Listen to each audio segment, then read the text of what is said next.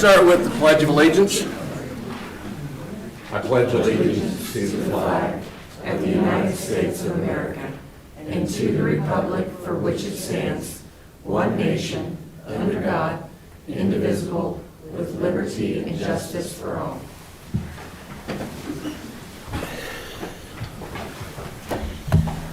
Good morning, everyone, and welcome to the Shawnee County Board of County Commissioners. It's February 5th, 2026.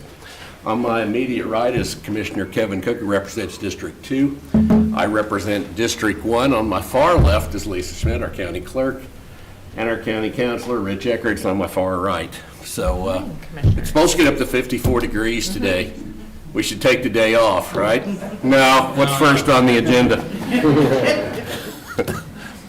All right, first on the agenda, item 1, presentations. A, Board of Commissioners acknowledgement and adoption is requested on the attached trail master plan developed by WSP USA Incorporated with Shawnee County Parks and Recreation. Good morning, Commissioners. Tim Laurent, Parks and Recreation Department.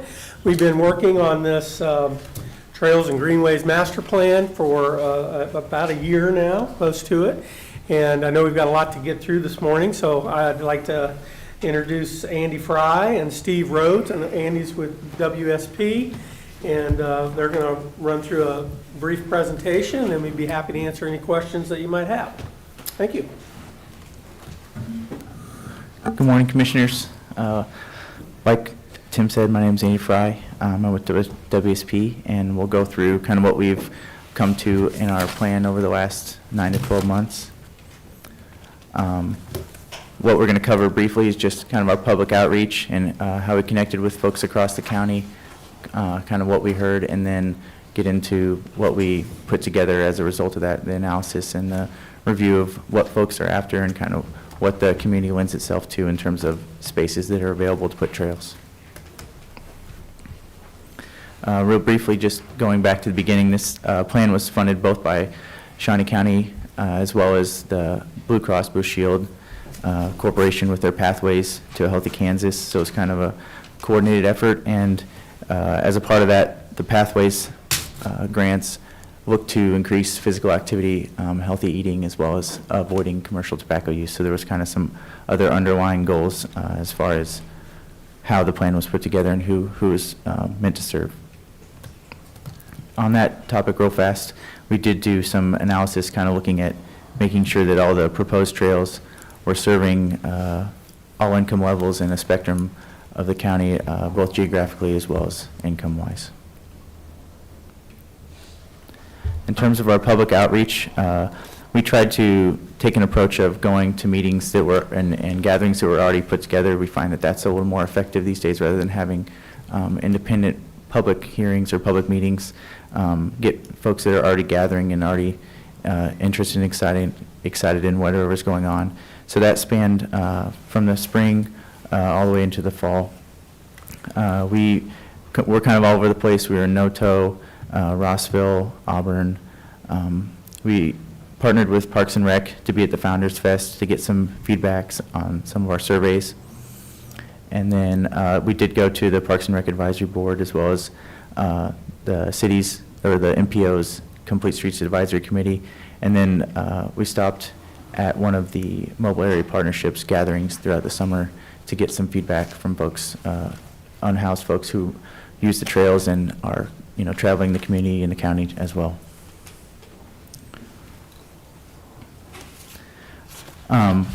After taking all that data and input, we did go around to validate different spots that people were interested in adding trails, particularly those out in the county that outside of the developed city of Topeka space, to kind of validate what's there and to see what might be more of a challenge and what might be easier to implement through time. And we kind of surveyed or went through all 4 quadrants of the county and investigated kind of there was many of these spaces that we were looking at road right-of-ways, so we wanted to see what was there in terms of ditches and gutters and existing sidewalk connections where they were at.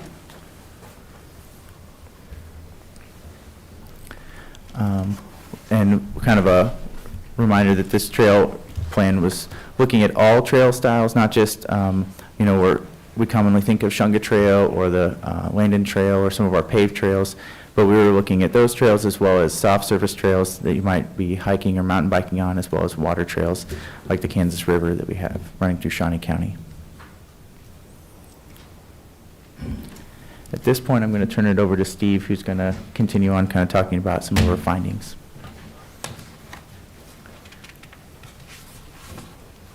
Great. Thanks, Andy. So in the plan, we have both long-term and short-term trail segments defined. Both have a value assigned to them, and they're defined about what short-term goals are and then what long-term goals are. Again, we focused on really the small towns around Shawnee County and how they could begin to develop their system, and then also within central Shawnee County area, how that system could spread out and eventually those systems would connect. And so we kind of focused on that connectivity. We also looked at some proposed facilities around the county and how to provide connectivity to those. We also looked at, as Andy mentioned, proposed water trail facilities, both existing trailheads on the Kansas River and then what could be proposed areas for people to put in the river and float down. Our ultimate goal was a connective network type of concept, again, taking those smaller town networks that are developing and looking at larger regional connections to bring those into the system that's already existing within Topeka.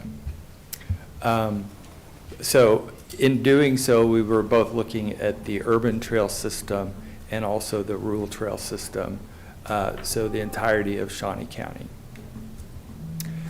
We provide a little bit of graphics in here to sort of describe what the different trail types are. Obviously, we have trail with urban road, trail with highway. This one in particular would be important as the urbanized area expands towards those smaller communities. Having a section like this would tell them this is a way that you could implement and have both trail and highway usage within the same right-of-way. Looking at what you already have here in town, former rail trails, trails along creek, you already have this.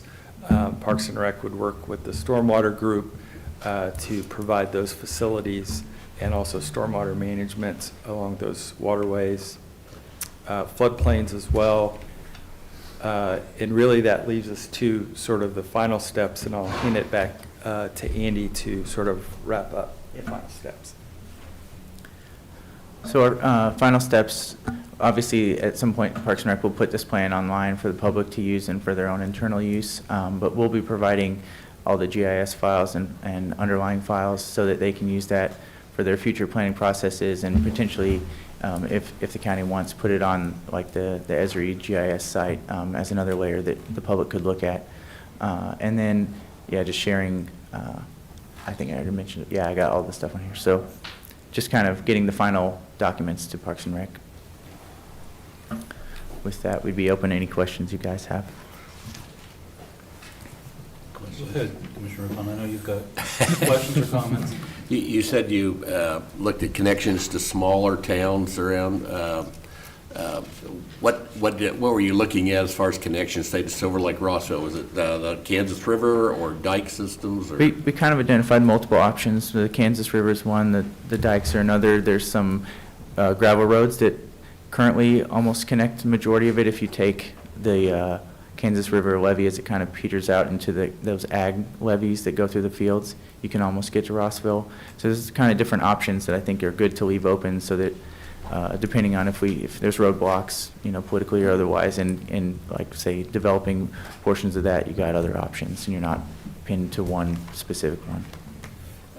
Did you discuss a mechanism for acquiring right-of-ways for trails in the future? Like, will there be some kind of a method, like, say, our body approves the trail plan and the city approves it, and then when somebody plats that land, they have to I believe we discussed the idea that it Okay. has to be a coordinated effort going forward. And we also talked about some other opportunities with, whether it's in a floodplain or some area that's, otherwise unbuildable, that those are opportunities to leverage for the county.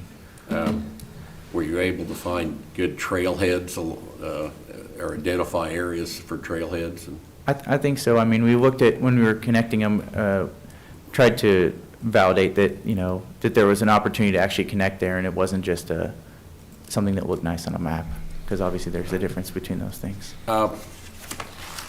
Did you address different uses, like with e-bikes and things like that? I mean, traditionally, we haven't allowed motorized vehicles on our trails. Yeah. But I know e-bikes run up and down them all the time, but there's different levels of e-bikes then. Yeah. And some of them really get up and run. Is there any discussion about that? I don't know that we went into e-bikes specifically, but I know that, like you say, they're currently allowed, and they're kind of a evolving space. But I think the current regulations you guys revised a couple years ago are a safe bet in terms of they're consistent and standard with what other communities and what they're doing at the national level. Yeah. I noticed you had one elevation there that kind of a cutaway that showed where the roads were, and then things on the side, and so much of a Buffer. a buffer on the side. Did you guys discuss? I noticed there was a tree on one of them, but I always kind of went with just my own buffer. I didn't have anything within 4 feet of a trail, whether it's a sign, a bench, a tree, or anything. Did you guys get into that type of? I'm not sure we got quite that defined on it, but I think that's good protocol. I know I've done that in other contexts with roads and sidewalks. Gee, I don't know. When you're working on developing trails, I know that in our rural areas, there's often a concern from landowners that people will be getting off the trails and will be damaging, maybe unintentionally, but damaging crops or cattle. Is that something that you look at contacting the landowners when you're developing trails? I think that's a best practice for sure. I think that's also why when we were looking at the rural spaces, we tried to stay adjacent to existing infrastructure, whether it was road infrastructure or if there was a floodplain or something that would, might be otherwise, might have the county stormwater folks involved with, so that we're avoiding concerns or challenges with, being in too close to adjacent property owner space, giving them the due space without, and also serving the public need. And as a commissioner, I recognize and appreciate that trails are a very popular public amenity, but we also have to look at the cost of the development and the cost of maintenance. Definitely. I think that we do a disservice to the public if we create a trail, but we don't have the funds to be able to maintain it. It becomes not only just a safety issue, but it becomes a public perception that we're not taking care of things issue. Much like roads when you're hitting a pothole, which we sometimes do in Topeka. So, And we did try to address maintenance costs and planning for that, so that it's not a surprise. It's something that is on the front end of it that everybody should be aware of. right. So we've got some rough costs and comparisons from other studies from across the state, or not across the state, but across the nation. I want to take a moment, just thank you for you and your group and work that you've done. I mean, there's quite a bit of work that's gone into the master plan, and so I appreciate the work. But it's a plan, it's not a mandate, and we would do it as we can. Yep. Did you look at connections to trails the state is currently implementing? Yeah, we talked about the Landon Trail for sure. That, I know it's not the state, but it's the close, one of the larger ones that'll eventually connect to the state's Flint Hills Nature Trail. So we had connections over to the Landon. We also had connections from downtown towards Colorado River State Park, which is, state trails are out there. So we were trying to integrate all trails in the community, not just ones that were the counties, so that as a county user, you're able to access all trails, and it's not just an isolated system. I think we even showed some connectivity towards IWIG Trail, or the ILIF Commons, being kind of in northeast, with the idea that people want to get to different trail amenities, and they don't necessarily, in their head, they might not differentiate who's maintaining it. With the Pope Quincy Viaduct project, did you look at connections to it and possibly using part of that corridor as a trail?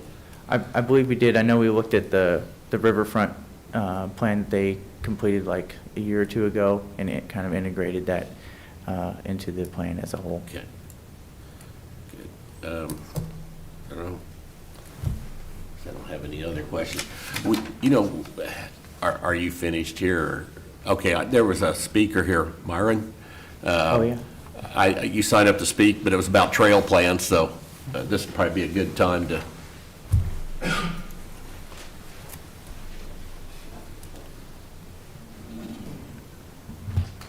I'm Myron Linewinter from Rossville, and I just want to publicly, from the community of Rossville and all the Shawnee County citizens, I want to thank these folks for the development of this trail plan and all the work that they put into it.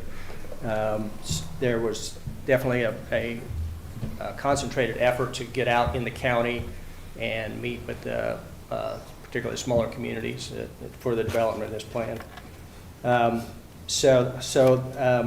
These trails in these smaller communities are becoming a really important economic lifeline to draw in tourism and people from out of town and drive some economic benefits to our local businesses.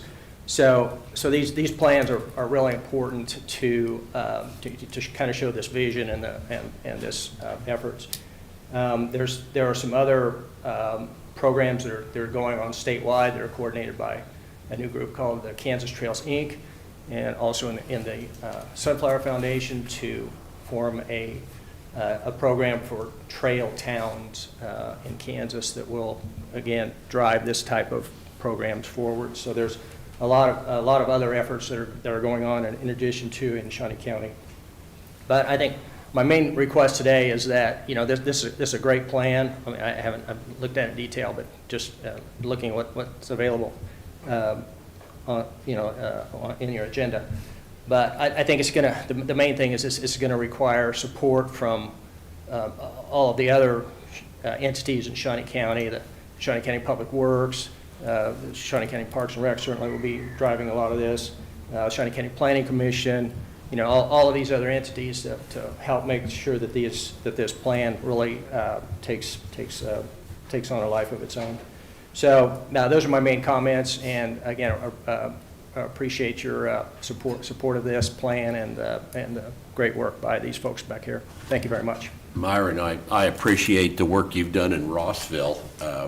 Myron was responsible for all the urban trails they have in Rossville now. The Toad Strangler Trail, is that what it's called? And he's written grants and all sorts of things to make that happen, and very good work.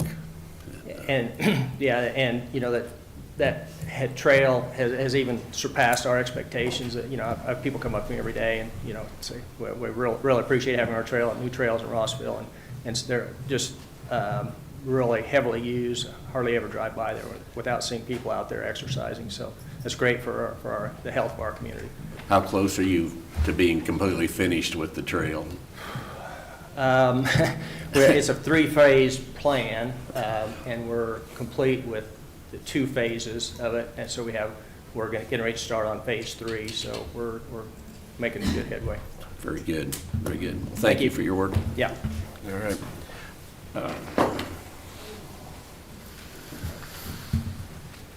Tim, I want to thank you for the work you've done on this, and of course, our engineers here and everything. Thanks for your work. It's been very good, and this is it was needed. We needed an update on this. I think the last one was done in 2000 or something like that. It's been a while. Yeah. It sneaks up on a guy pretty. Yeah. So. I want to thank Andy and Steve. I know, and Myron. People are extremely passionate about trails, and he's right. They're such a boon for a community from a health and an economic standpoint. So we're happy with it, and I think today we're asking for you to acknowledge it and adopt the plan. And Commissioner Cook, you're right. It's not a mandate. It doesn't mean that we're going to immediately start doing these projects, but it gives us a roadmap and a set of goals to strive for. is a roadmap. So I would move for acknowledgement of this plan Approval? And and approval, adoption. Second. Motion's been made by Commissioner Rippon, seconded by Commissioner Cook. All in favor, say aye. Motion carries 2-0. Thank you. Thank you. We need to remove one item from the agenda, D1. Do we need to vote on that? No, the chair can do that. Okay, so we're just going to remove that one. It was with the IT. So, all right, next item. Next item is item 3, consent agenda. I'll move for approval. Second. Motion's been made by Commissioner Cook, seconded by Commissioner Rippon. All in favor, say aye. Those opposed, motion carries 2-0. Next item. Item 4, new business. A, county clerk. 1, consider all voucher payments. We have vouchers this morning that total $4,057,357.78. Some of the highlights out of that voucher report: we have $138,397.47 to Insight Public Sector for security monitoring funded with information technology, $636,521.66. This was a progress payment to KBS Constructors Incorporated. And this is the construction of the Department of Corrections Mental Health Facility funded with State of Kansas grant funds. We have payroll of $1,487,793.12. We have health insurance administration of $926,470.85. And then we also had an allocation to social service agencies of $49,025. That's the highlights out of the voucher report. I would move for their approval. I'll second. Motion's been made by Commissioner Cook, seconded by Commissioner Rippon. All in favor, say aye. Opposed, motion carries 2-0. Next item. 2, consider correction orders. I would move that we approve the correction orders. Second. Motion's been made by Commissioner Rippon, seconded by Commissioner Cook. All in favor, say aye. Those opposed, motion carries 2-0. Next item. B, Department of Corrections. 1, consider approval of contract C 2026029 with Easy Ice for the lease of an ice machine for the Juvenile Detention Center at a monthly cost of $250 and a setup fee of $500 to be paid from the detention budget. Good morning, Commissioners. Tim Phelps, Department of Corrections. We started this program of shifting over from the purchase and maintenance of these big ice machines over to leasing them. And the last one that we had not yet replaced is the one in the Juvenile Detention Center, but it's reached end of life, so now we're wanting to add that to our lease program. I'd be happy to answer any questions you have. Any questions on Easy Ice? I'll move for approval. Okay. I'll second. Motion's been made by Commissioner Cook, second by Commissioner Rippon. All in favor, say aye. Those opposed, motion carries 2-0. Thank you. Thank you, Tim. Next item. C, Parks and Recreation. 1, consider approval of contract C 2026030 with Professional Turf Products to enter into a 5-year lease agreement for 4 pieces of equipment in the golf division. Annual approximate cost of $93,163.73 to be funded utilizing the Golf Earned Income Fund, which is generated through user fees. Good morning, Commissioners. Tim Laurent, Parks and Recreation Department. As the clerk said, these are mowers for our golf division, 4 mowers altogether. We'll be paying for this out of the Golf Earned Income Fund, so it's completely covered by user fees. We did talk this over with Audit Finance and the County Counselor's Office before we brought it forward for you today. And then as part of this, we will also be selling the equipment that we're replacing on Purple Wave. So be happy to answer any questions you might have. Are these mowers for all the different golf courses? Yeah, they'll be used primarily at Cypress and the lake. Sure. Are they just primarily mowers, or these They are. green? Yeah, well, some of them are the greens, and some of them are for the, and I apologize, I'm not an expert on that, but yeah, they'll be doing both of those things, greens and fairways, and roughs. You've spent some time on a golf course. I did, that's Yeah. true, All right. that's true. All right. And I like the fact that it's being paid for with user fees. That's very good. I would move for approval. Second. Motion's been made by Commissioner Rippon, seconded by Commissioner Cook. All in favor, say aye. Those opposed, motion carries 2-0. Thank you. Next item. Thank you, All Tim. right, with the removal of item D, we move to E, audit finance. 1, consider the allocation of 2026 transient guest tax. Good morning, Commissioners. Jennifer Sauer, Financial Administrator. I'm here for our annual consideration of the allocatable, I guess, I don't even know if that's a word, the amount of the funds which are able to be allocated, let's use more words, of our transient guest tax, also known as a bed tax. We have had no change in our rates. We currently are still under the approved rates of 7%, 1% of which goes to the Sunflower Soccer Association complex per previous agreement, and then the remainder of which we can allocate. We're estimating in 26 that amount is $69,000. We pay that out as it comes in. But we only received 2 requests this year. The first was from the Combat Air Museum, and they're requesting the same $7,000 for their billboard advertisement, and then the remainder of which is being requested to continue to go to the Stormont Vale Event Center for marketing and sales efforts to bring in upcoming acts. Questions? No. No questions. I'll move for approval. Second. Motion's been made by Commissioner Rippon, seconded by Commissioner Cook. All in favor, say aye. Those opposed, motion carries Thank you. 2-0. Thank you. Next item. F, Commission. 1, consider canceling the February 23rd work session. Yes, I'd like to, unless there's some, you're opposed to any of that, okay? Do we need to even vote on that? Yeah, you probably should. Oh, we should? All right. I'll make a motion that we cancel the 23rd work session, February 23rd work session. Second. Motion's been made by Commissioner Rippon, seconded by Commissioner Cook. All in favor, say aye. Those opposed, motion carries 2-0. Next item. 5, public comment. I do have someone signed up for public comment, Carol Marple.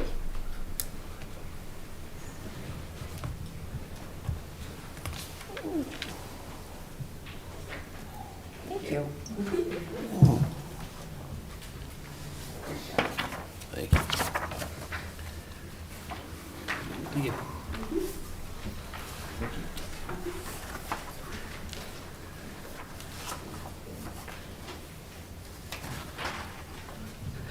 My name is Carol Marple, and good morning, Commissioners. I have come this morning to talk about the lack of transparency that the taxpayers are seeing from the MTAA. But before I get into my remarks about the MTAA, I would like to say that I do understand that the county commissioners appoint 2 board members and the city council appoint 3 members to the 5-member board that has direct authority over the MTAA.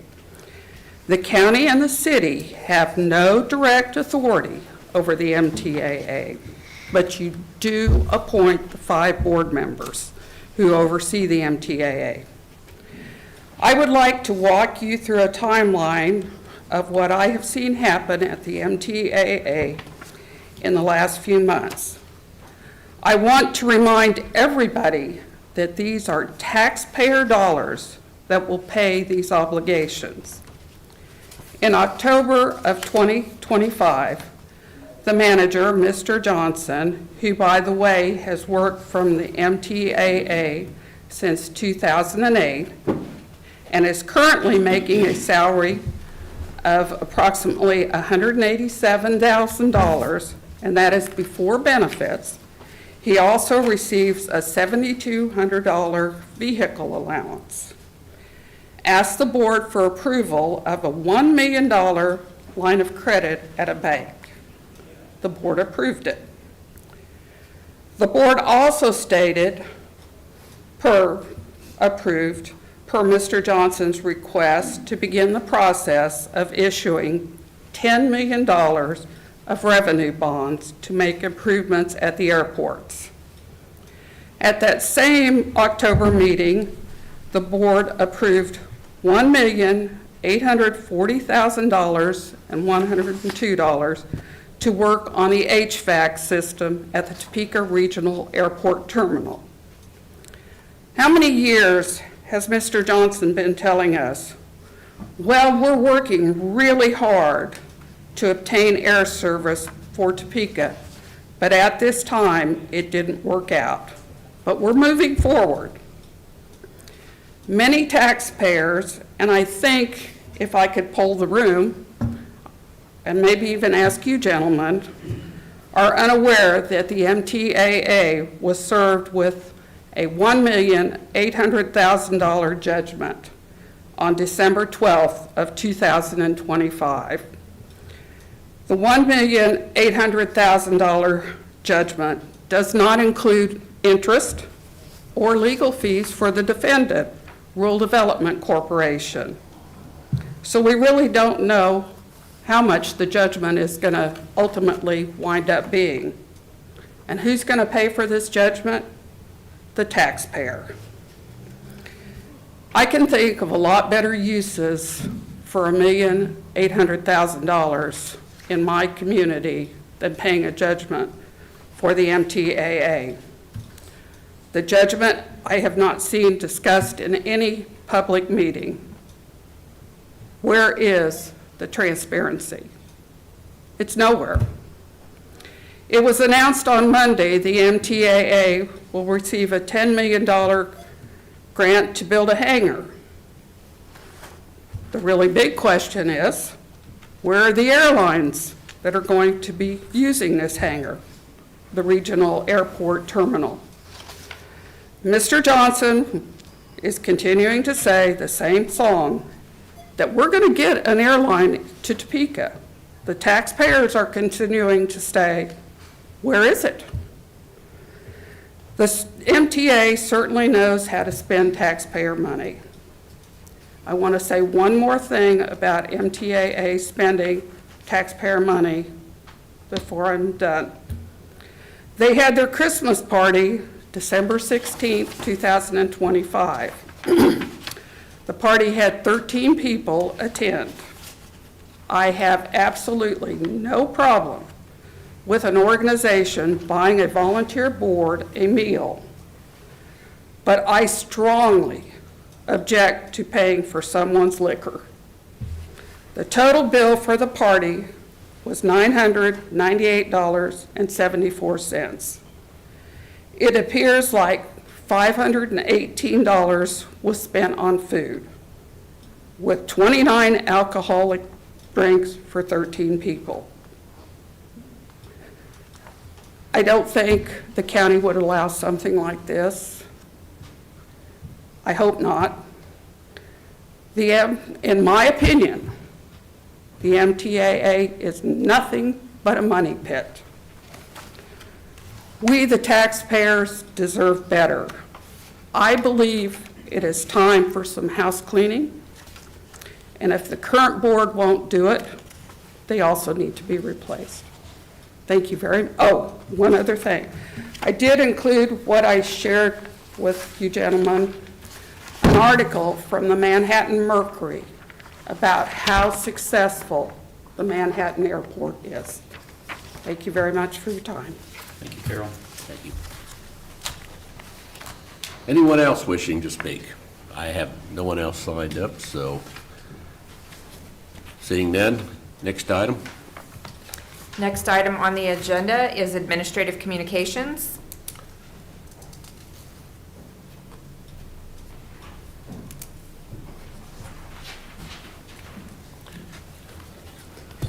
Good morning, Commissioners. Tim Phelps, Department of Corrections. I just wanted to report to you, we got some good news this morning. As you know, we're working on building this behavioral health unit, and it's one of very few in the country that are approaching this type of, or this style of management of inmates with severe mental illness.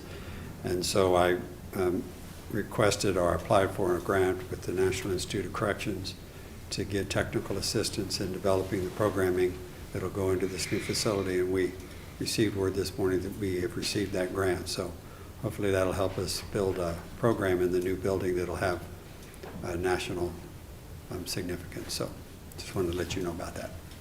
Congratulations, thank you. Thank you very much. Good morning. I'm Adelie Tompkins with K-State Extension. And I just wanted to bring information, good news also, that we are hosting 4 sites for free tax preparation. It starts this week. All sites are opening up this week. We're at the Shawnee County Public Library today, all day on Thursdays, 9 to 6. We are there on Tuesday evenings as well. And this is all done by volunteers. We have about 25, 30 volunteers that go through IRS training and are willing to do taxes for others in our community. So we also have first Saturday of each month, February, March, April, in Rossville. We have we call it the North Topeka site. It's the local 226 building out on Gage. That is walk-in clinic for taxes, and that is Wednesday and Friday evenings, 4:30 to 7:30. And the last one is at the Lundgren CRC building, and that is on Mondays and Wednesdays all day, 9 to 3. So we just wanted to especially thank the organizations, Lundgren CRC, the Topeka Public Library, Rossville Public Library, the local 226 building for allowing us to be there and to provide the service. So we're encouraging people to make appointments for the library and the Lundgren site. They are filling up quickly, so we want to get as many people as we can in to get taxes done. And they're basic taxes. We're not doing big farms or businesses or anything, but yeah. Well, thank you very much. It's a great service. Yeah. Tell us again how people can contact you. if they're interested. They can contact the extension office, no problem, but they also can sign up for scheduling through the Lundgren CRC. So that's at 785-969-9951 to schedule an appointment. Very good. Okay, thank you. Yeah.